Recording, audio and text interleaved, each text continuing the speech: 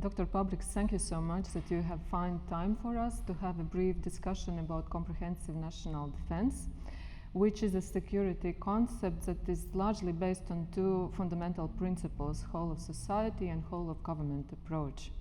And Latvia started to implement this security concept in 2018, so we are quite in the very beginning of the road.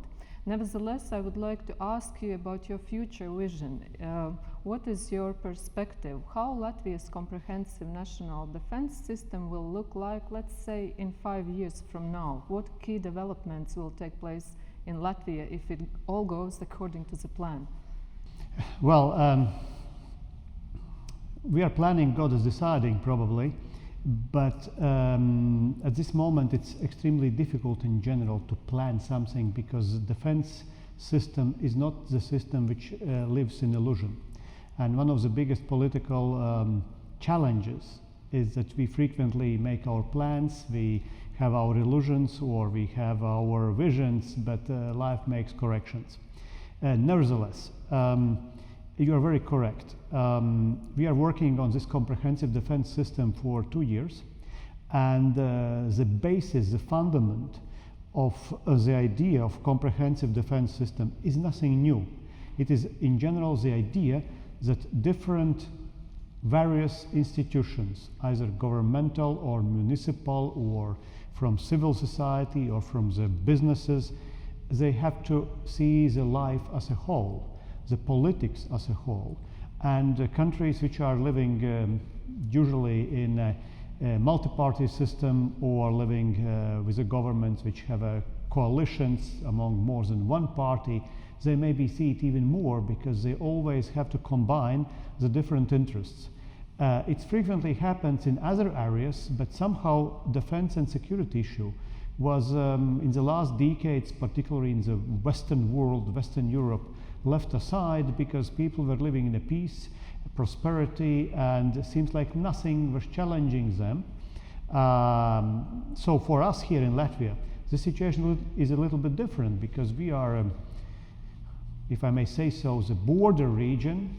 Our outside border is outside border of NATO, outside border of European Union. So being also a small country next to the larger ones, larger authoritarian states like Russia, also like Belarus, makes us to find a way how we can overcome this asymmetry, prepare our population, our societies, our political system and economic system for challenges which have been troubling us in the past century, namely invasions, wars, First World War, Second World War, which is taking place on our earth, on our ground here, where we have been suffering and losing a lot of human souls and bodies. So that all made us necessary to think in comprehensive mode, and this is what we are doing. Because we think that security in general affairs, in state affairs, just like in private affairs, cannot be separated for other important issues. If we insure our house, if we insure our lives, if we insure our cars, why don't we insure our country?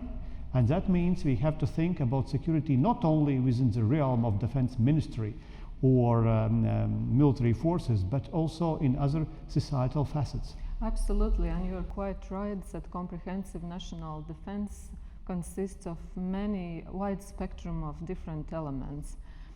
And I would say that we can group them along 4 general dimensions. One would be military capabilities, the second would be civilian defense and general civilian preparedness for crisis. As the third, I would point out information dimension, because in contemporary circumstances it actually stands out as a distinct area of warfare. And finally, psychological defense, in the sense as a moral commitment of society to stand up for a country in whatever crisis may come up, including military aggression. From your point of view, of course all of these are important, but if you should pick up the priority area, which one would you point out as number 1 in all this spectrum?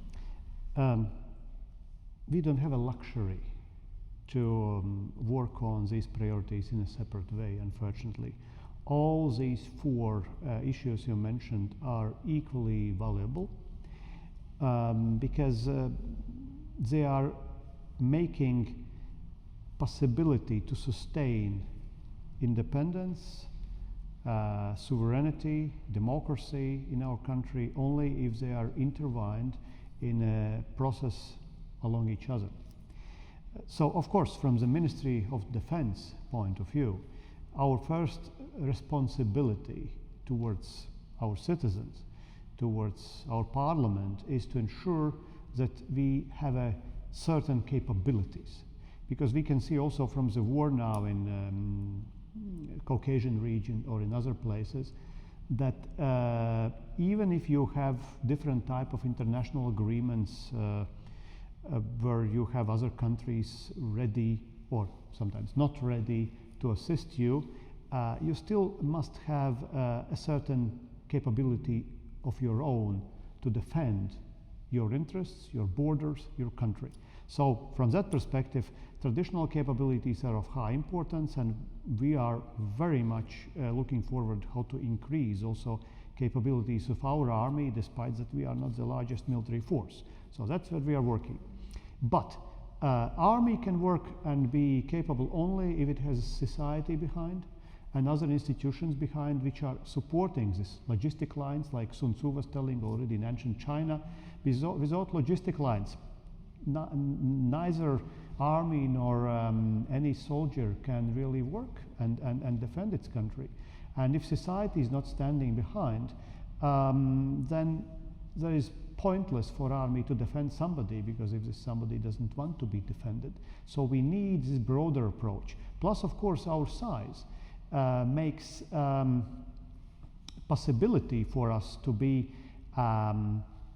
independent and secure only if we work as a one whole. So psychological responsibility is highly important here as well, because if you do not have this moral wish to stand for your values, to stand for the values of somebody else, either like it is with people who assisted in Holocaust, to Jews who were perishing, or anybody on the street who is abused, maybe when we pass by, it's definitely not a pacifistic value.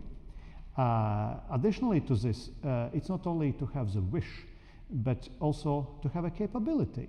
And this is why we are introducing, for instance, as a first country, I would say, in the European continent, also military and civil crisis education in our high schools and gymnasiums, because we want that people are not only having a wish, a moral wish, a psychological readiness, but also the physical capabilities. They know what to do in crisis. So this all in common perspective can only work for this goal to have a secure country, secure society.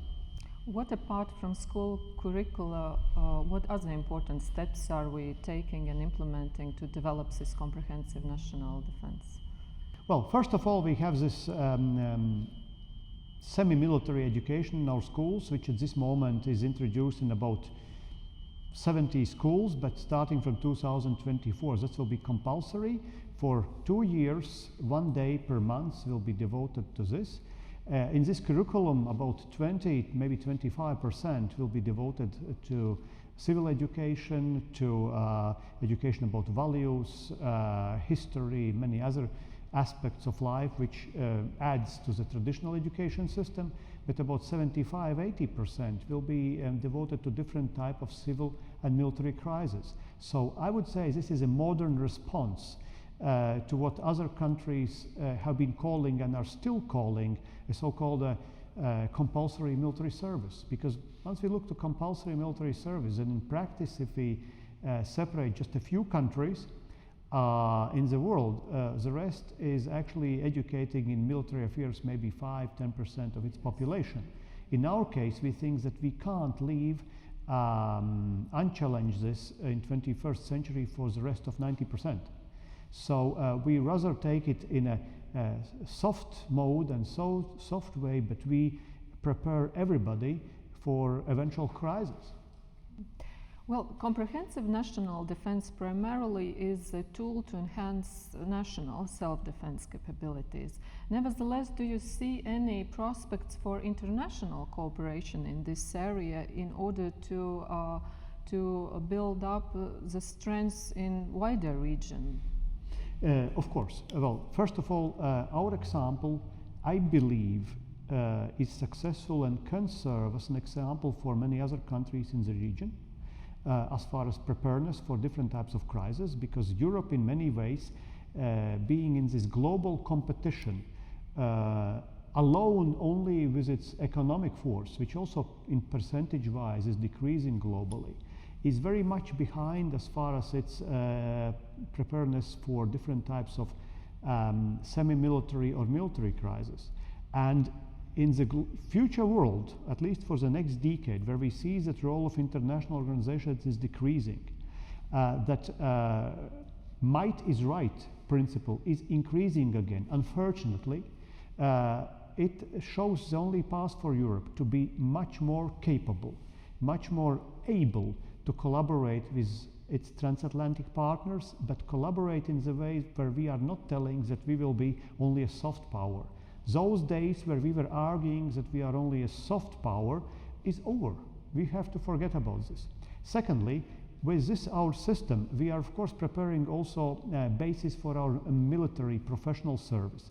And that means that eventually Latvia will be also more capable to participate according, of course, to its resources and size, also in different type of international operations, which is beneficial for European Union, which is beneficial for NATO, and which is beneficial at the end for all our Western transatlantic unity.